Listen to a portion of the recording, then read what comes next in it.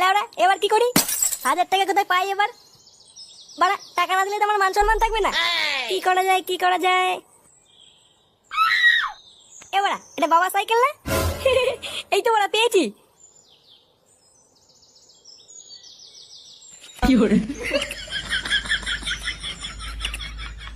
Hero cycle.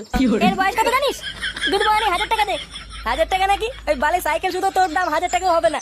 লেওড়া তোকে অত মারাতে বলিনি। দে দে 1000 টাকা দে। আচ্ছা কেন?